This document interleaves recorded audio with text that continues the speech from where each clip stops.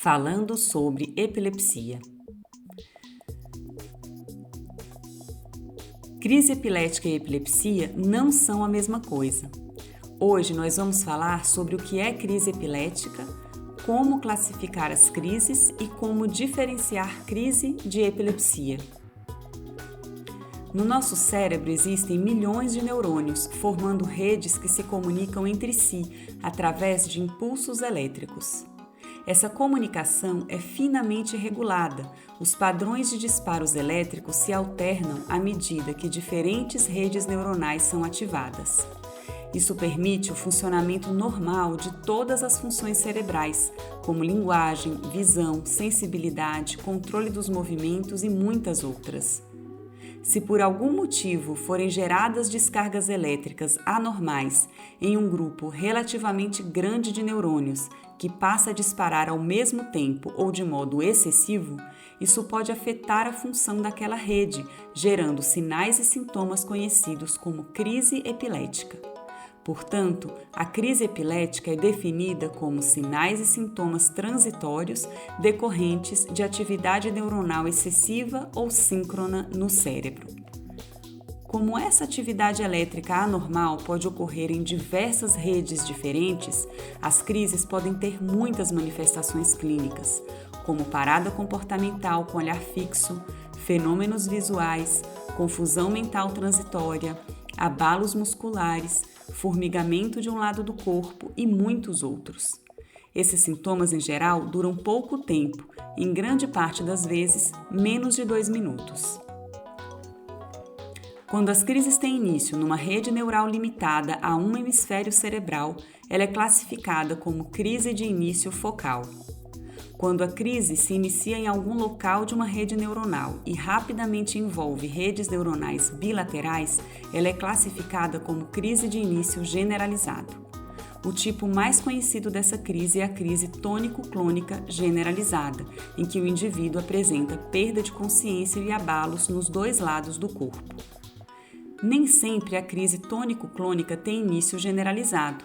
Ela pode ter início focal bem nítido, por exemplo, começar com sensação de formigamento em um dos lados do corpo e depois envolver os 2 hemisférios com manifestação de crise tônico-clônica. Nesses casos, essas crises são chamadas de crises de início focal, evoluindo para crise tônico-clônica bilateral. Algumas crises ainda têm início desconhecido, mesmo após a investigação. Ao longo da evolução do conhecimento em epilepsia, as crises já foram classificadas de várias maneiras. A classificação atual é a classificação de 2017 da Liga Internacional contra a Epilepsia. Essa classificação divide as crises em de início focal, generalizada e desconhecido. Cada grupo é dividido em crises motoras e não motoras.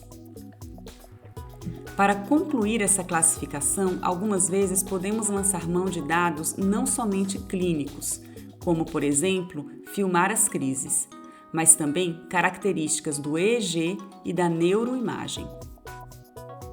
Antes de classificar as crises focais em motoras e não motoras, é importante deixar claro se essas crises comprometem ou não a consciência, ou seja, se são perceptivas, com preservação da consciência, ou desperceptivas.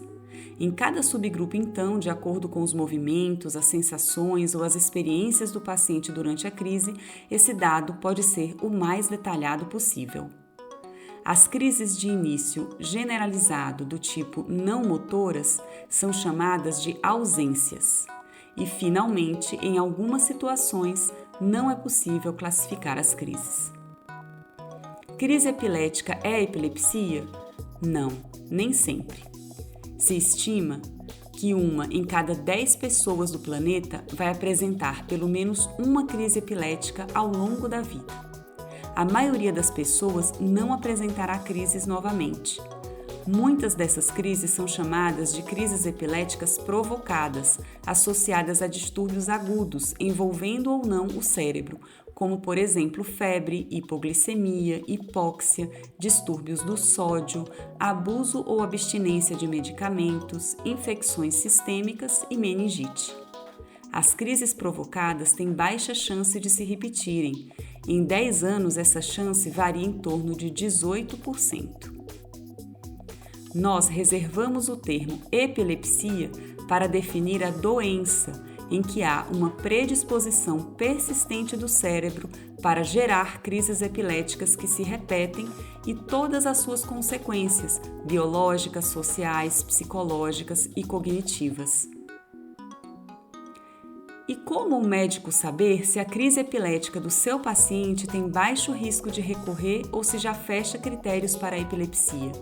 Para efeitos práticos, a ILAI desenvolveu uma definição operacional de epilepsia. Tem epilepsia o indivíduo que apresenta pelo menos um dos critérios abaixo: 2 crises epiléticas não provocadas, separadas por mais de 24 horas. Se sabe que o risco de recorrência em 10 anos nesses casos é maior que 60%. Uma crise apenas, mas risco de recorrer maior que 60%. Exemplo, presença de lesão cerebral antiga significativa. Ou ainda, na presença de uma síndrome epilética bem definida. Exemplo, epilepsia mioclônica juvenil. Vamos falar mais sobre epilepsia. Até o nosso próximo vídeo!